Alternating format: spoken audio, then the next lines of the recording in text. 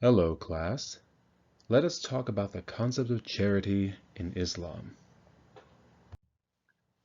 So this is a fairly brief presentation, so we'll do a quick overview, talk about the concept of tawhid, the idea of charity, and the issue of zakat. So as with Judaism and Christianity, Islam has much to say about how people should conduct themselves in the economic sphere. And this is because, according to Warren Matthews, one of our authors, the teachings within the Quran and Hadith are meant to saturate every aspect of a Muslim's life, from family life to personal devotion to how one earns a living and spends one's wealth. Indeed, there is a famous Hadith which indicates that a Muslim's economic life will play a major role in how he or she is judged on the last day. And here is that said Hadith. Ibn Masud reported, "The Prophet, peace and blessings be upon him, said, 'The sons of Adam will not pass away from Allah until he is asked about 5 things: how he lived his life, and how he utilized his youth, with what means did he earn his wealth, how did he spend his wealth, and what did he do with his knowledge.'"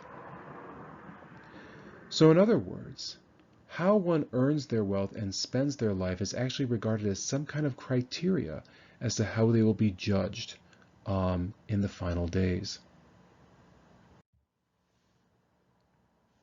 Now, in the Islamic tradition, what does it mean to earn and spend wealth ethically? Well, to answer this question, we must revisit the Islamic concept of tawhid, which we talked about in the environmental ethics unit. So just as a reminder, tawhid is the Arabic term that refers to the unity of God and the unity of reality. And according to the Islamic principle of tawhid, everything comes from God, and thus God is present in everything, and everything is present in God. And ultimately what this means in this unit is that everything in the world belongs to God, and this includes your wealth. So in the Islamic tradition, wealth does not really belong to us. Rather, it is in a sense borrowed from God. So wealth is given by Allah and must be returned to Allah. But how does one return their wealth to Allah? The answer? Through charity. That is, the Prophet Muhammad taught that all Muslims should participate in charity, or the giving of resources to others in the community or the ummah, especially those in need. And in the Islamic tradition, there are 2 types of charity.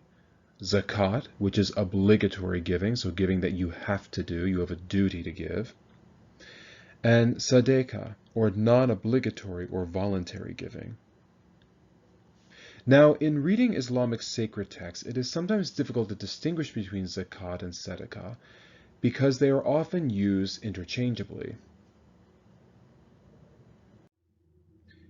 Nevertheless, as our author Azim Nanji points out, despite the interchangeable use of these words in the Quran, Hadith, and Sharia, zakat and sadaqah came to be regarded as different forms of charity. So zakat, which as you might remember is one of the pillars of Islam, zakat came to be recognized as an obligatory tax in which a Muslim donates 2.5% of their wealth each year to charity. And in the early Muslim communities, these funds were collected by a local treasury to be distributed to the needy. And today there exist numerous Islamic charitable organizations which help to distribute zakat funds. Now, sadaqah, on the other hand, came to be interpreted as voluntary giving, which is given in addition to the compulsory zakat. And furthermore, sadaqah should be given discreetly, without the desire for public acknowledgement. Now, here's an important question to ask. What if a Muslim cannot afford to give to charity? I mean, what if you are among the needy and just don't have the means to give your resources to others? Well, the answer that is given comes from this rather interesting selection from the Hadith. And it reads as follows: From his father, from his grandfather, that the Prophet, peace be upon him, said, "Every Muslim has to give in charity." The people asked, "O Allah's Prophet, if someone has nothing to give, what will he do?" He said, "He should give with his hands and benefit himself, and also give in charity from what he earns." The people further asked, "If he cannot find even that?" He replied, "He should help the needy who appeal for help." Then the people asked, "If he cannot do that?" He replied, "Then he should perform good deeds and keep away from evil deeds, and this will be regarded as charitable deeds." So in other words, charity can also be considered a giving of oneself, that is, of doing good things and avoiding evil things, are seen as a kind of way of giving something of oneself back to Allah. Now, a couple of questions that I just think are interesting for us to be aware of. So in Muslim countries, there is a debate as to how zakat ought to be collected. That is, should zakat be handled by the state, whereby zakat is collected as an annual tax and given to the needy within the community? Or should zakat be handled by charitable organizations where the giver has a say in where the funds go? So again, just a couple of interesting questions that are being debated within the Muslim community.